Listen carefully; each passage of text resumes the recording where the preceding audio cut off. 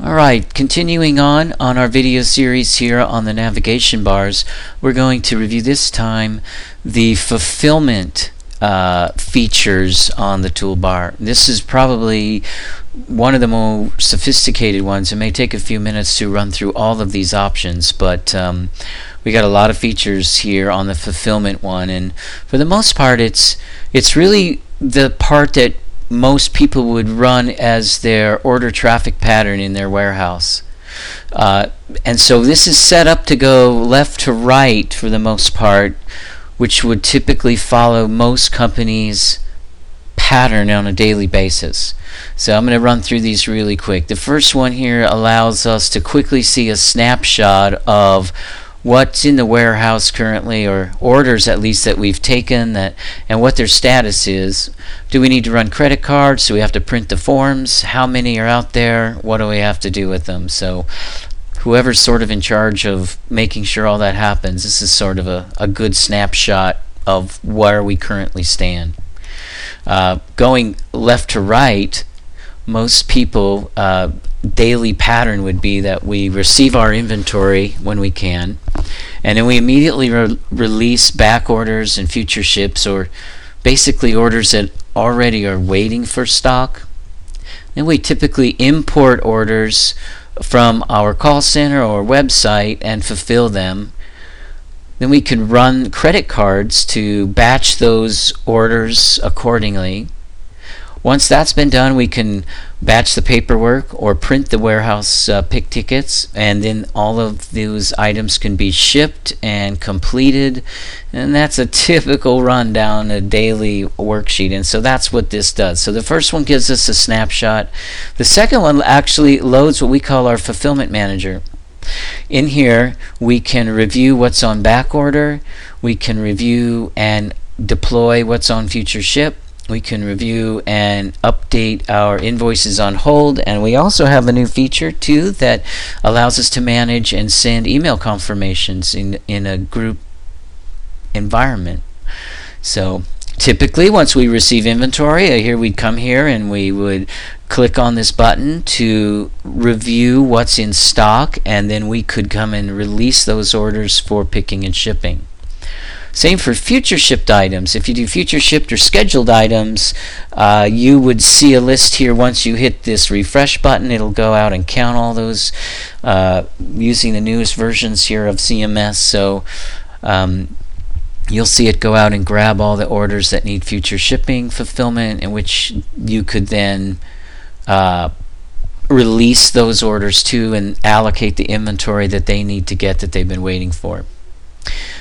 We also have a section here, just to finish this out, of invoices on hold, and here's where the email confirmations are too. So we can go into further detail on some of these other features, but I want to keep this kind of quick and clean. Once you've done that, once you release the back orders, of course, the next section would be to import orders. If you're using our eCMS cart system, then this should happen pretty much automatically.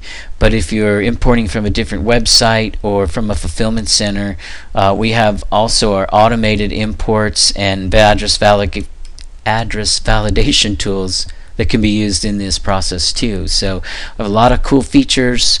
This would allow you to import those orders directly into CMS and process them accordingly. So once we get all of that done, if you haven't run the credit cards on back order fulfillments or those imported orders, you could do so here in a batch mode.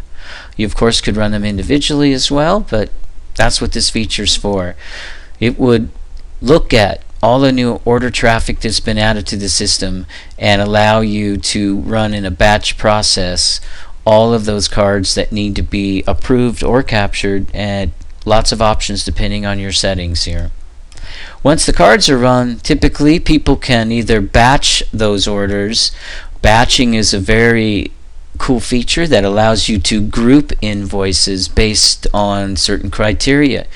Shipping methods, whether they're shipping to certain states, whether they're wholesale orders versus retail orders, a whole bunch of different criteria that you can use here to filter the list.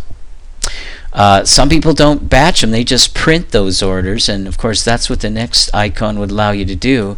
You can do this based on batches or just on regular invoices. So if you don't use the batching feature, you could switch to just invoice related and choose and select the invoices, choose the forms you want to print, select the print form button, and they would print all of those forms together. But neat little tool here, because this keeps track of what's been printed and what's been fulfilled, and if you let this manage that flow, it works pretty good. So once those orders are printed and distributed to the warehouse, the next thing on our icon list here is the manifest system. From here you can deploy the shipping.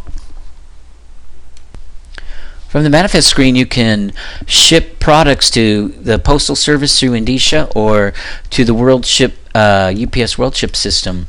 We have a bunch of new tools here that we've implemented in the new version, and that also requires an additional video because it does a lot. So anyway, once the paperwork's been deployed and shipped, typically customers would come here and add those packages, choose the shipping method they want, and by hitting the label button, deploy the shipping information either to the UPS World Ship system or to the Indicia system.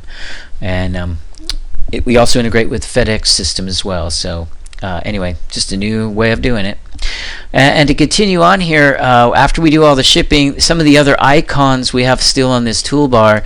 One looks at all the invoices here that are unshipped in case you want to try to manage them or research them or find out what needs to still happen to get them shipped. Clicking this button here, it should just take a second to pull that up. The other icons we see on this toolbar are for exporting orders and for accessing the validation part for imports, which we're going to see in just a minute. Here's a list of all the unshipped orders that they have, and from this sample database there could be lots of reasons why, but they just may not have been shipped yet. But this is where we can go in and research them and look at them. This happens to be a foreign order, so it may be waiting for something. Same with this one. So you can open the orders from here or just set them as you feel like it. So that's what that section does. The next one here is for exporting orders, and in the same token that we import orders, we can actually take data from CMS and spit it out of CMS in a couple of different formats here. So this also, we don't have a lot of people that use this, but there's a lot of cool features in there. So you can do it in a text layout or an XML layout. So there's a lot of flexibility with that. And the last one here on this particular screen is to access our validation windows, and usually this window is used if you're importing orders. I'm going to unlock this one and show you as we import them. I can verify the information that's populating during the import, and if I have to add notes or check back order status or add some other items, like in this case it's telling me one of those items is on back order, so that's probably why it's sitting in this verification window. The imports populate the item screens and the shipping information and the money and all that stuff, so it's a very good tool to use for importing orders and validating them, and once they're saved they become real orders inside our system, and the inventory would pull. In this case it wouldn't because it's on back order, but all those other things happen as part of the importing process. I'm going to close this out.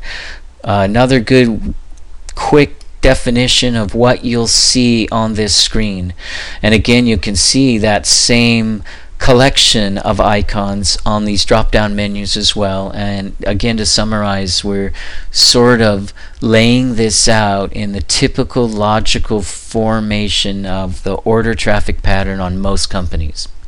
We import orders, we take orders, we do the approvals, we print them paperwork for the warehouse, we ship them, and that's pretty much what this layout is doing here too. So okay, I'm going to close this video. We're going to pick up the mail list and the CMS menu in subsequent videos. Thanks for watching.